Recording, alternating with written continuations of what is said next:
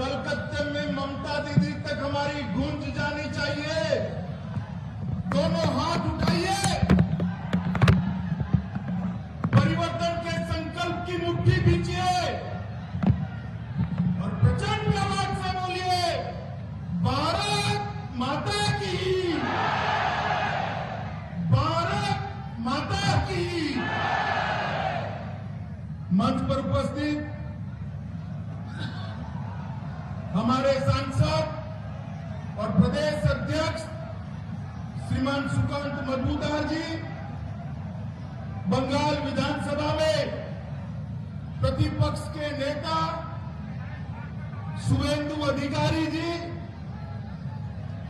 Bharatiya Janata party के राष्ट्रीय उपाध्यक्ष और पूर्व अध्यक्ष दिलीप घोष जी, केंद्रीय मंत्री निशित प्रामाणिक जी, जॉन बाला जी, मंच पर उपस्थित सारे सांसद और विधायकगण, भारतीय जनता पार्टी के पदाधिकारीगण और आज उत्तर बंग की ये विराट जनसभा में आए हुए सभी मेरे प्यारे भाइयों, बहनों, माताओं और मेरे जिगर के टुकड़े जैसे युवा मित्रों को मेरा प्रणाम। मित्रों, आज बहुत समय के बाद, 1 साल के बाद मैं बंगाल की भूमि पर आया हूं। क्यों 1 साल के बाद आया, बाद में बताता हूं मैं, मगर जब यहां पर आया हूं तब रामकृष्ण परमहंस, स्वामी विवेकानंद, गुरुवर टैगोर, ईश्वर चंद्र विद्यासागर, नेताजी सुभाष चंद्र बोस, श्यामा प्रसाद मुखर्जी, खुदीराम बोस, बंकिम बाबू, चैतन्य महाप्रभु, श्री अरविंद, ये सभी की ये पवित्र बंगाल की भूमि को मैं प्रणाम कर मेरी बात की शुरुआत करना चाहता हूं। भाइयों बहनों, आज मैं उत्तर बंगाल में आया हूं तब ठाकुर पंचानंद वर्मा, स्वर्गीय जगत दीपेंद्र नारायण जी, उनको भी प्रणाम कर मेरी बात की शुरुआत करना चाहता हूं। मित्रों, उत्तर बंग की ये भूमि आनंदमय भट्टाचार्य, देवेश रॉय, श्रीमती मंटू घोष, लुई बैंक्स, भगत बहादुर बुढ़ापीर जी और श्रीमान गंभीर नेपाली की भूमि है। ये भूमि को मैं प्रणाम कर मेरी बात की शुरुआत करना चाहता हूं। मित्रों, आज जब मैं यहां आया हूं तब सबसे पहले उत्तर बंग और पूरे बंगाल की जनता का बहुत बहुत धन्यवाद करना चाहता हूं। मित्रों, हृदय से धन्यवाद करना चाहता हूं, क्योंकि गत चुनाव में, विधानसभा चुनाव में जब हम मैदान में उतरे तब हमारे पास 3 सीटें थी, सिर्फ 3 सीटें। आप लोगों ने भारतीय जनता पार्टी को 3 से बढ़ाकर 77 सीटों का विजय दिलाया। इसके लिए बंगाल की जनता का मैं धन्यवाद करना चाहता हूं। भारतीय जनता पार्टी को विधानसभा चुनाव में 2,88,00,000, मैं फिर से बोलना चाहता हूं, 2,28,00,000 वोट देकर आपने गांव-गांव में भारतीय जनता पार्टी को मजबूत किया है। पूरे देश भर की भारतीय जनता पार्टी बंगाल की जनता की ऋणी है। मित्रों, आप सबने, बंगाल की जनता ने एक मैंडेट दिया कि तीसरी बार ममता दीदी को मुख्यमंत्री बनाइए। हम तो लोकतंत्र में विश्वास करने वाले लोग, ये मैंडेट को हमने माना। हम सोचते थे माँ, माटी और मानुष का नारा देने वाली दीदी जब 3 बार बंगाल की जनता मुख्यमंत्री बनाई, तब अब तीसरी बार सुधरेगी, वो सुधर जाएगी, ऐसा हम मानकर चलते थे। 1 साल तक राह दिखा। बंगाल के लोगों बताइए, आज बंगाल के अंदर अत्याचार कम हुआ है क्या? जोर से बोले, हुआ है क्या? कटमनी बंद हुआ है क्या? भ्रष्टाचार बंद हुआ है क्या? सिंडिकेट का राज बंद हुआ है क्या? भाजपा के कार्यकर्ताओं की हत्या बंद हुई है क्या? ममता दीदी, 3 बार आपको चुनाने के बाद भी आप नहीं सुधर रही है। आप ये मत सोचना कि भाजपा वाले लड़ेंगे नहीं। मैं आज यहां उत्तर बंग की भूमि पर कहकर जाता हूं, जब तक आप बंगाल की जनता पर अत्याचार, भ्रष्टाचार, कटमनी और सिंडिकेट का राज समाप्त नहीं करेगी, भारतीय जनता पार्टी आपके खिलाफ अपनी लड़ाई चालू रखेगी और उसको परिणाम तक हम पहुंचाएंगे। आप क्या सोचते हो कि बंगाल के गरीबों का अधिकार आप लूटोगे और भारतीय जनता पार्टी चुप रहेगी? संभव ही नहीं। हम तो मोदी जी के नेतृत्व में सोनार बांग्ला का स्वप्न लेकर बंगाल के अंदर निकले। मित्रों, अभी अभी चुनाव के बाद जो हिंसा हुई है, वो हिंसा के बाद मानव अधिकार आयोग ने कहा कि यहां पर कानून का राज नहीं है, यहां पर जो सत्ता में है उनकी इच्छा का राज चल रहा है। 101 लोगों की हत्या कर दी, 1829 लोग घायल हुए और 161 से ज्यादा मुकदमों में टीएमसी के गुंडे अपराधी पाए गए। माताओं, भाइयों, बहनों, आज मैं प्रदेश भर के भारतीय जनता पार्टी के कार्यकर्ता को कहकर जाता हूं, डरिएगा मत। ममता दीदी के अत्याचार तो बहुत कम है। हम केरल से लेके पूरे देश में 1950 से राष्ट्रवाद के आधार पर राजनीति करते हुए आए हैं। हमें कोई रोक नहीं सकता। बंगाल में भी बीजेपी को बढ़ने से कोई रोक नहीं सकता। माताओं, भाइयों, बहनों, 22 मार्च से लेकर अब तक 181 राजनीतिक हिंसा की घटनाएं हुई और सुप्रीम कोर्ट में कड़ी टिप्पणी के बाद सीबीआई को 64 बलात्कार के मामले और 52 हत्या के मामले सौंपने पड़े। निवृत्त हाईकोर्ट चीफ जस्टिस की अध्यक्षता में 698 मामलों की एसआईटी बनानी पड़ी। और दीदी, देश भर में कुछ भी होता है, यहां से डेलीगेशन भेजती, टीएमसी का डेलीगेशन भेजती है। अरे दीदी, वीरभूम में आपने 8 बच्चों, 8 महिलाओं को और 1 बच्चे को जिंदा जला दिया, वहां क्यों डेलीगेशन नहीं भेजा भाई? क्यों? वीरभूम वाले आपके लोग नहीं है क्या?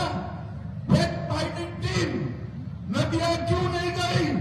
जहां एक नाबालिग बच्ची पर रेप हुआ, बलात्कार हुआ, वहां पर फैक्ट फाइंडिंग टीम क्यों नहीं गई? मित्रों, ममता दीदी ने आर्थिक रूप से बंगाल को कंगाल कर रख दिया है। 1947 में बंगाल का जीडीपी में, देश के जीडीपी में हिस्सा 30% था और 31% से घटकर 2022 में 3.3% कर दिया है। 3.3%। ममता दीदी, बंगाल की जनता को आप जवाब देगी क्या? एफडीआई 2011 में 1% थी, आज भी 1% है।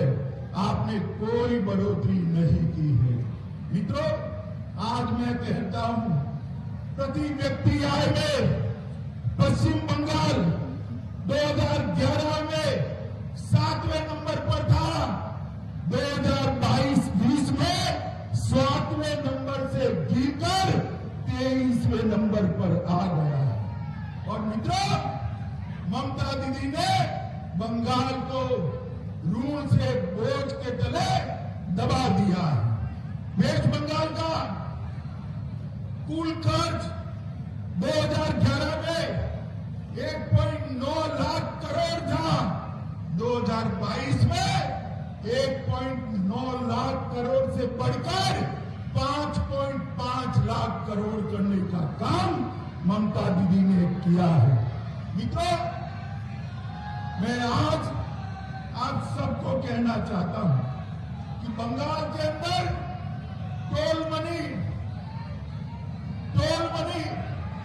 भाई हो गया। आप नारे मत लगाइए, आप नारे मत लगाइए, भाजपा के कार्यकर्ता नारे मत लगाइए भैया। टोल मनी और सिंडिकेट का राज फिर से शुरू हो गया है। मित्रों, इसके अंदर परिवर्तन लाना पड़ेगा। उत्तर बंगाल को हमेशा ममता दीदी ने अन्याय किया है। भारत सरकार ने जो एम्स भेजी थी, उसको आज बदलने का काम किया है, जिससे उत्तर बंगाल को इसका फायदा न मिले। देश भर में जहां जहां भाजपा की सरकारें हैं, वहां पर मेट्रो कॉरपोरेशन बनाए गए। यहां पर मेट्रो कॉरपोरेशन नहीं बनाया गया क्योंकि सिलीगुड़ी और जलपाईगुड़ी को मेट्रो न मिले। पूरे देश भर में पावर का दाम सबसे ज्यादा अगर कहीं पर है तो बंगाल के अंदर है। पूरे देश भर में पेट्रोल का दाम 115 रुपया अगर कहीं पर है तो बंगाल में है। जहां भाजपा की सरकारें हैं, वहां 105 रुपये में पेट्रोल बिकता है। यहां 25% जीएसटी और 13 रुपया और टैक्स बंगाल सरकार ने लगाया है। मित्रों, आज भी पूरे बंगाल के गरीबों को आयुष्मान भारत योजना का फायदा नहीं मिला। मुझे बताओ भाइयों बहनों, 5 लाख रुपया बंगाल के हर गरीब को मिल सकता है। बंगाल के गरीब को मिलना चाहिए या नहीं मिलना चाहिए? जोर से बोलिए, मिलना चाहिए या नहीं मिलना चाहिए?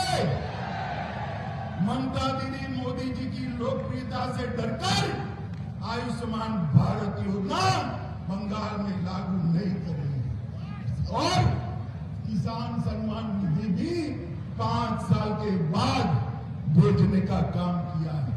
मित्रों, आज मैं उत्तर बंगाल में आया हूं। मैं आपको स्पष्टता कर जाता हूं, तृणमूल कांग्रेस सीएए के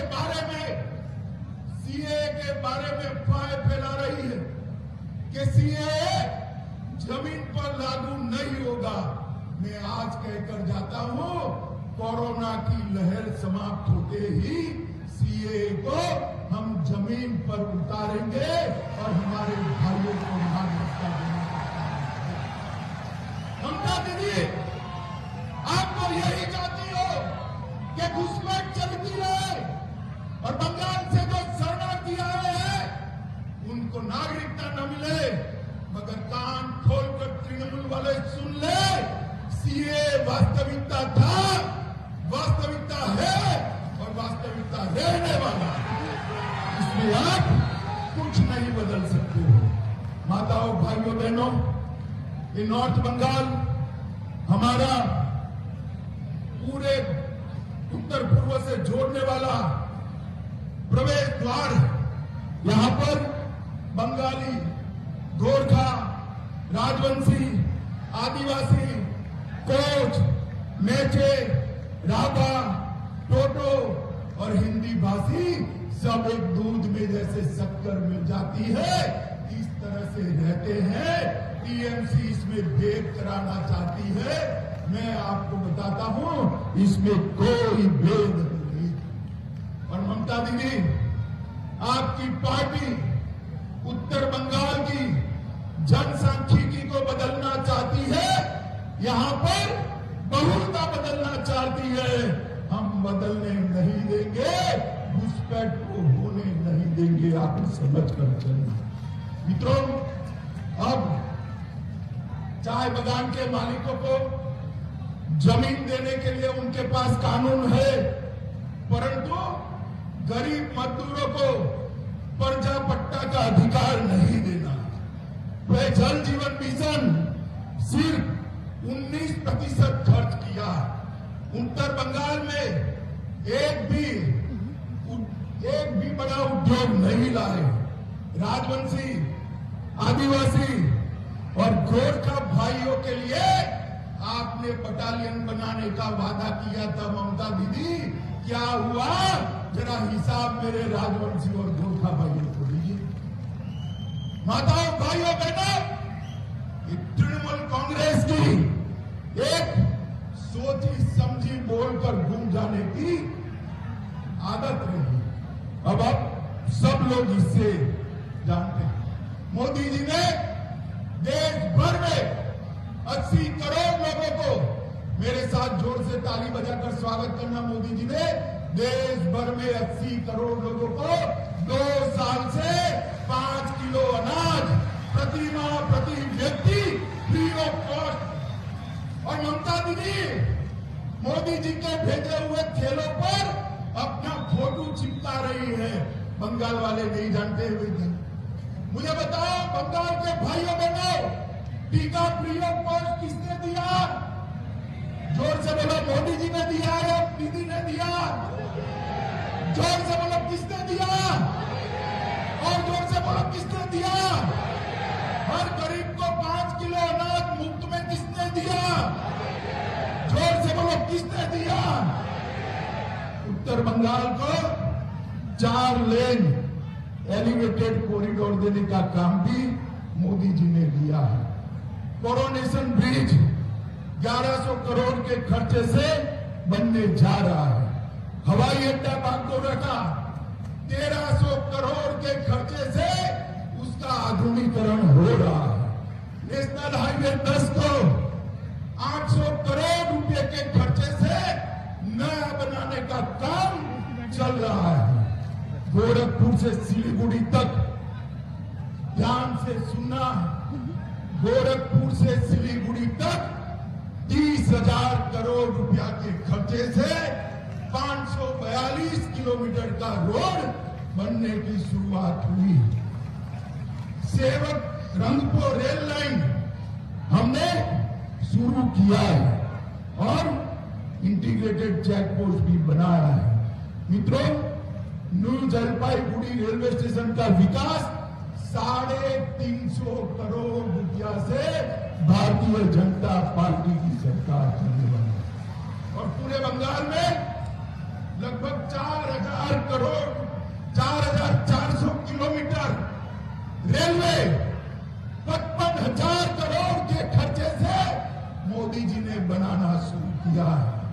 पर्यटन एक्टिविटी के लिए पर्वतमाला योजना के तहत ये राजू यहां बैठा है, राजू जोर से ताली बजाना, दार्जिलिंग को इसमें कवर कर दार्जिलिंग के पर्यटन को बढ़ावा देने की बात है। तो गोरखा भाइयों बहनों को भी दीदी हमेशा गुमराह कर।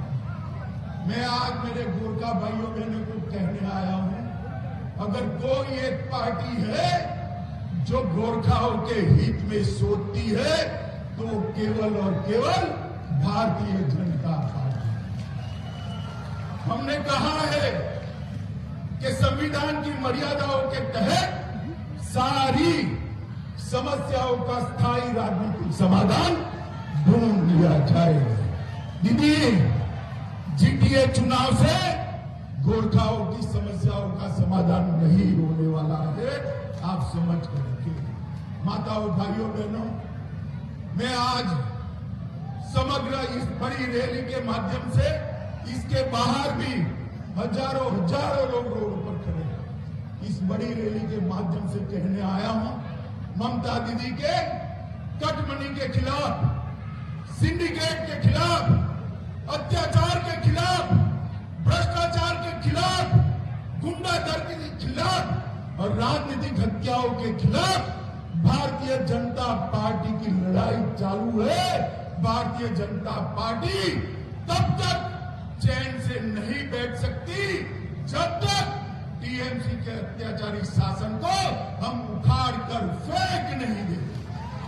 भाइयों बहनों, 1 साल का मौका दिया था उनको, 1 साल का, सुधर जाइए, मगर नहीं सुधरे, 7वें आसमान पर रहते हैं।